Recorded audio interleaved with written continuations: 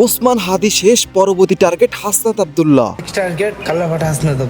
ওসমান হাদির জান কেড়ে নেওয়ার পরও সেই নরপশুর দলেরা এখনো হাসি উল্লাস করে যাচ্ছে। এই হালা হাদি বজাতের কাদি মুরগে বলে শীত হয়ে গেছো, মিষ্টি আনতেছি, মিষ্টি খামো একটু পর। ওসমান হাদিকে দুনিয়া থেকে সরিয়ে দিয়ে লক্ষ কোটি মানুষের অশ্রু ঝরিয়ে সেই হায়নার দলেরা এখনো হাসে। কারা কারা হাদির সন্তান আছো আমার এখানে কমেন্ট করে জানা। তোর মায়ের তোর বোনডে 5 আগস্টের পরে হাজার শিশুকে করে রাস্তাতে পালাইছ, এক হাদির বাল্যে পইরা রইছ। এই হাদির সন্তানেরা এখানে কমেন্ট একটু ভালো করে তাকিয়ে দেখ, ওসমান হাদির জন্য লক্ষ লক্ষ মানুষ কান্না করতেছে। আমার দুই ছেলেও যদি এক ছেলেও মারা যেত আমি এত কষ্ট পাইতাম, আমি সারাটা রাত ঘুমাতে পারি। এটাই প্রথম বাংলাদেশের ইতিহাসে একটা মানুষের জানাজায় 10 লক্ষের অধিক লোক হয়েছে। ধারণা করা হচ্ছে বাংলাদেশের কোনো প্রেসিডেন্টের বিদায় বেলায় এমনটা হয় নাই। ওসমান হাদির মায়ের কান্না যেন থামানোই যাচ্ছে না। কথা বলার শক্তি আমার নাই, আমার চোখ পড়ে আসছে। কান্নায় ভেঙে পড়ছেন তার স্বজনরা।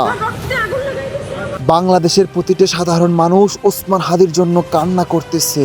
হাদির শেষ ইচ্ছা ছিল যদি মৃত্যু হয় তবু যেন আমার মৃত্যুর বিচার হয়। প্রত্যেকটা বাবারই এখন স্বপ্ন তার ছেলে জানি ওসমান হাদি হয়, যার জানাজায় বাংলাদেশের সর্বস্তরের জনগণ একদিন ছুটে আসবে। সে কারণে আমার ছেলেকে আমি চাই আমার ছেলে হাদি হোক। আজ আমরা ওসমান হাদিকে হারিয়ে যখনই কান্নায় ভেঙে পড়তেছি, তখনই তাদের টার্গেট হলো হাসনাত আব্দুল্লাহ।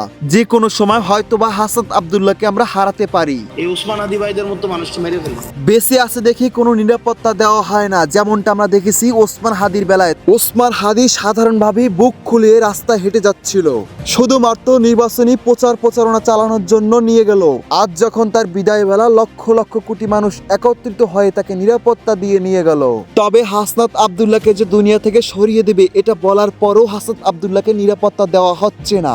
তবে কি আমরা হাসনাত আব্দুল্লাহকেও হারাতে যাচ্ছি? আমরা একের পর এক জুলাই যুদ্ধকে হারাতে যাচ্ছি। হাদিবীর চির উন্নত মামশির হাদি তাই করেছে ভাই যা করিতে পারেনি কেউ, যা করেছে বাংলার মানুষের মন জয়, ধরেছে শত্রুর সাথে গলাগলি, করেছে মৃত্যুর সাথে পাঞ্জা। হাদি উন্মাদ, হাদি ঝঞ্ঝা, হাদি ভয় ভীতি এই ধরত, হাদি বীর চির উন্নত মামশির। হাদি নির্বাচনে জয়ী হইতে চায়নি, হাদি এমপি মন্ত্রী হইতে চায়নি, হাদি লক্ষ কোটি টাকার মালিক হইতে চায়নি। হাদি এই জুলাইটাকে টিকিয়ে রাখতে চেয়েছিল।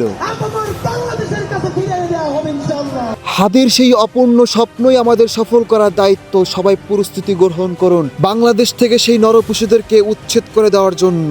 না হলে বাংলাদেশের মানুষ মুক্তি পাবে না, ছিনিয়ে আনতে পারবে না স্বাধীনতা। যেইখানে একটা মানুষের জানাজায় লক্ষ লক্ষ মানুষ হতে পারে আর সেই মানুষটাকে নিয়ে হাসি ঠাট্টা করতে পারে, মানুষ হায়না দলে নাম লিখিয়েছেন তারা। বাঙালি আর তাদেরকে চায় না। জনগণের নামে রাজনীতি আর রাজনীতির নামে চাঁদাবাজি, আর চাঁদাবাজির জায়গা এই বাংলার জমিন আর হবে না। ওসমান হাদিকে হারিয়ে আপনার চোখ থেকে এক ফোঁটা অশ্রু মাটিতে পড়ার আগে আপনারা শপথ গ্রহণ করুন। এই দেশের জুলাইকে টিকিয়ে রাখতে হবে ওসমান হাদির স্বপ্নগুলোকে। তাহলে ওসমান হাদি পরকালে গিয়েও একটু হলেও হাসবে। ওসমান হাদির সেই ছোট্ট নাবালক শিশু একদিন বলতে পারবে, আমার বাবা যাদের জন্য জীবন দিল তারাই আমার বাবার হত্যাকারীকে বিচার করেছে। আজ আমি গর্বিত, আমি একজন শহীদ ওসমান হাদির সন্তান। মায়ের চোখের অশ্রুর দাম, ভাইয়ের চোখের অশ্রুর দাম, স্বামী হারা স্ত্রী, ছেলে হারা সন্তান, লক্ষ কোটি জনতার চোখের অশ্রুর দাম যদি আপনি আমি না দিতে পারি, তাহলে ধূলিসাৎ হবে আমাদের এই বিজয়। বিজয়কে টিকিয়ে রাখতে হলে ভদ্রতা দিয়ে নয়, বিদ্রোহ করে জয় করতে হবে নতুন এক স্বাধীনতা। হাসনাত আব্দুল্লাহদের ভিতরেই আমরা খুঁজে পাবো নতুন এক হাদিকে।